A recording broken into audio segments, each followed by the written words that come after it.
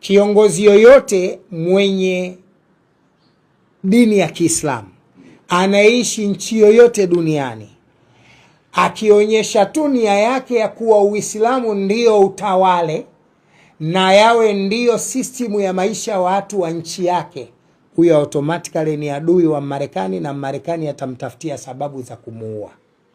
Na hiki ndicho kilichotokea kwa Saddam Hussein, hiki ndio kilichotokea kwa Kanali Muammar Gaddafi, hiki ndio kilichotokea kwa al-Bashiri wa Sudani. Marekani anapoipiga Irani haipigi kwa sababu ya mipaka ya nchi wala sio kwa sababu ya vinu vya nyuklia. Si inaeleweka sawa sawa? Vinu vya nyuklia Korea vipo. Vinu vya nyuklia China vipo. Mbona Marekani hawapigi? Marekani anakwenda kupiga Irani katika mazingira ambayo wako katika mazungumzo ya kutengeneza amani. Marekani anakwenda kuipiga Irani na kwenda kuua viongozi wake. Wairani wanapeleka viongozi wao katika vikao vya kawaida vya serikali katika kipindi ambacho wako kwenye wakati mgumu. Swali linakuja, Muisraeli alijuaje muda ule viongozi wa Irani wako katika vikao au kazi zao za kawaida katika ofisi za serikali na majumbani mwao?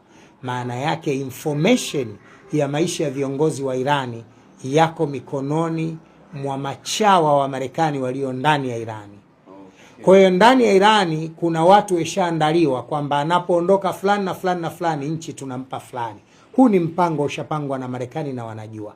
Na huenda baadhi ya nchi nyingine kama Russia walikuwa wanajua mpango wa mambo unavyokwenda.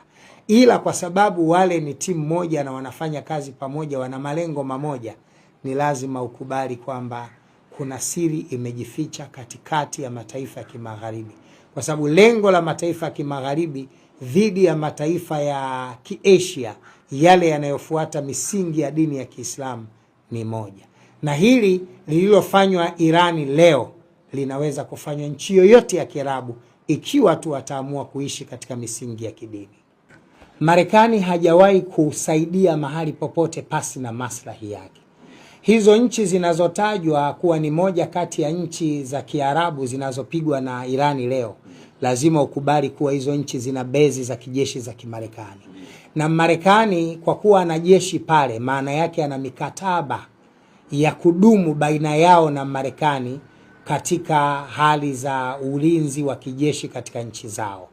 Kwa mantiki na muktadha huo ni kwamba Marekani anapokuwa na bezi ya kijeshi katika nchi yoyote ile, hii inaashiria kwamba nchi ile pia inapata maslahi kutoka Marekani na Marekani inapata maslahi kutoka katika nchi husika.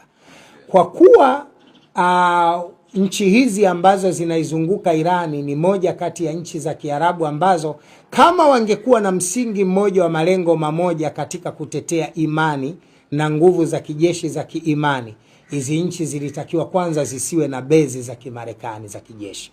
Kwa kuweka bezi za Kimarekani za kijeshi, manake hawa ni wafuasi na wasaidizi wa nchi za wa magharibi. Kwa hiyo Irani anachukulia ya hawa ni kama wasaidizi, kama ilivyo Israeli na nchi zingine zinazopata msaada kutoka Marekani. Kwa hiyo Muirani anapokwenda kuzipiga nchi hizi au bezi za nchi hizi, anajaribu kudhoofisha washirika wa nchi hizi.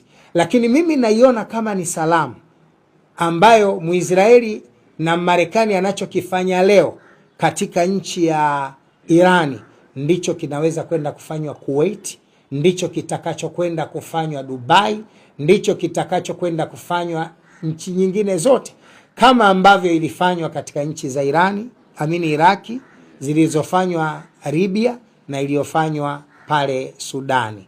Haya yatakwenda kufanywa katika nchi hizo endapo tu siku moja ataingia rais ambaye ataona nguvu na maslahi ya Uislamu katika kuendesha dola ni bora zaidi kuliko system za kisekula zinazokubaliana na nchi za kimagharibi.